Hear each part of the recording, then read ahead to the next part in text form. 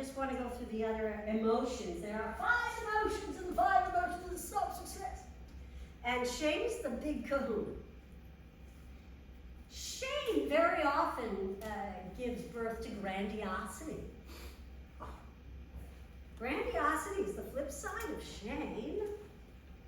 You know, really narcissistic people, in order to not experience shame, they really ground themselves in grandiosity and, you know, entitlement and all of that stuff, in believing that they're really special and their experience is more important than anyone else's. And that they should be famous.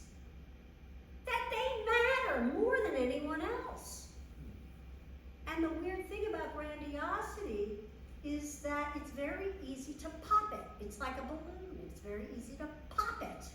You don't get the feedback from life that you want.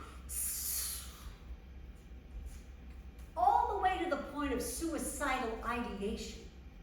That's how dangerous grandiosity is. And there's another one that ensues. If you're not steeped in grandiosity, sometimes there's a negative mindset called envy. And there are 2 kinds. There is comparative envy, the ones where you go on Facebook and you just hate everybody. And you're sitting there thinking, that's my career you're having. And then there's another one that I really like, and I like to think I invented it, and it's called eroticized envy. That's my name for it. Sometimes I will work with the children of famous people, or I will work with the spouse of a very successful person. And they fell in love with that successful person because they saw reflected in them what they wanted. And so they vicariously experience it through them. I call these people shadow artists. It's also something that I think goes on when you have a crush on somebody, when you're infatuated or obsessed and you're Googling them online.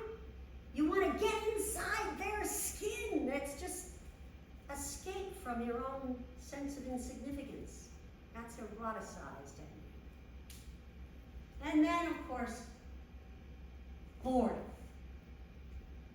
Boredom is weird. It's very insidious, and it's certainly something that neurodivergent people struggle with a lot. It's also, people mistake it for not mattering. People mistake boredom for not having a place in this world. The first time you have a great idea, like to work on a project, to write a play, right? You're excited. It's this epiphanic moment. I'm going to create this wonderful thing. And you start to write, and you start to work on it. And you're just like buoyed with inspiration. And over time, somebody sees it and they go, nah. Somebody reads it and go, eh. You get feedback on it, it's not so great. You have to go back to the drawing board and rewrite. And it starts to get tedious. And you start to think, you know what? I'm bored. And if I'm bored, nobody else is going to give a shit about this. I'm bored with it. That's a crisis of meaning. It's an existential crisis. And it's a cue to become that initial, to get back in touch with that why. To be and come back to the work. What was I trying to say? Because again, meaning is about creating relevance. Are you relevant? Yes, if you're making meaning. If you're making things matter. Everything happens for a reason. If you decide that that's true, then you can move past boredom and stick to it. Stick to what it is you were doing. Maybe you'll have to pivot. Maybe you'll have to, try another angle. But if you get back in touch with the why, you can overcome the boredom. And of course, the last of the 5 is fear. And it is, in this day and age, not so much the fear of being eaten by a lion. It's the fear of shame. Again, it's a cycle. And a lot of times when I work with people, what they are really struggling with is not so much writer's block or overwhelm.